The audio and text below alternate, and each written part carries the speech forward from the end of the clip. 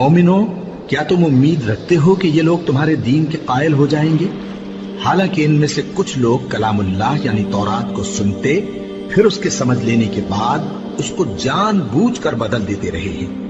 اور یہ لوگ جب مومنوں سے ملتے ہیں تو کہتے ہیں ہم ایمان لے آئے ہیں، اور جس وقت تنہائی میں ایک دوسرے سے ملتے ہیں تو کہتے ہیں جو بات اللہ نے تم پر ظاہر فرمائی ہے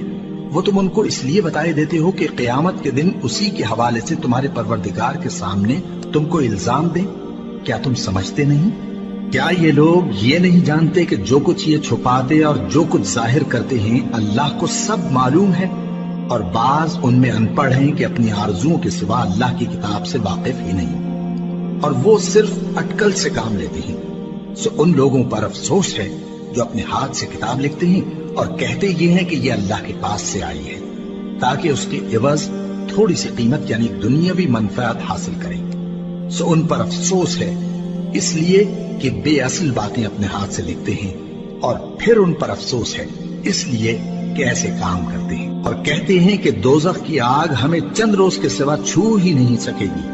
ان سے پوچھو کیا تم نے اللہ سے اقرار لے رکھا ہے کہ اللہ اپنے اقرار کے خلاف نہیں کرے گا؟ یا تم اللہ کے بارے میں ایسی باتیں کہتے ہو جن کا تمہیں مطلق علم نہیں؟ ہاں کیوں نہیں، جو برے کام کرے اور اس کے گناہ ہر طرف سے اس کو گھیر لیں تو ایسے لوگ دوزخ میں جانے والے ہیں، اور وہ ہمیشہ اس میں جلتے رہیں گے، اور جو ایمان لائیں اور نیک کام کریں وہ جنت کے مالک ہوں گے اور ہمیشہ اس میں عیش کرتے رہیں گے۔ اور جب ہم نے بنی اسرائیل سے عہد لیا کہ اللہ کے سوا کسی کی عبادت نہ کرنا، اور ماں باپ اور رشتہ داروں اور یتیموں اور محتاجوں کے ساتھ بھلائی کرتے رہنا، اور لوگوں سے اچھی باتیں کہنا، اور نماز پڑھتے اور زکوٰۃ دیتے رہنا، تو چند آدمیوں کے سوا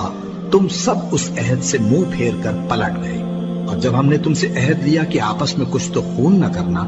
اور اپنوں کو ان کے وطن سے نہ نکالنا، تو تم نے اقرار کر لیا اور تم اس بات کو مانتے بھی ہو۔ پھر تم وہی ہو کہ اپنوں کو قتل بھی کر دیتے ہو اور اپنے میں سے بعض لوگوں پر گناہ اور ظلم سے چڑھائی کر کے انہیں وطن سے نکال بھی دیتے ہو، اور اگر وہ تمہارے پاس قید ہو کر آئیں تو بدلہ دے کر ان کو چھڑا بھی لیتے ہو، حالانکہ ان کا نکال دینا ہی تم پر حرام تھا۔ یہ کیا بات ہے کہ تم کتاب اللہ کے بعض احکام کو تو مانتے ہو اور بعض سے انکار کیے دیتے ہو؟ تو جو تم میں سے ایسی حرکت کریں ان کی سزا اس کے سوا اور کیا ہو سکتی ہے کہ دنیا کی زندگی میں تو رسوائی ہو اور قیامت کے دن سخت سے سخت عذاب میں ڈال دیے جائیں۔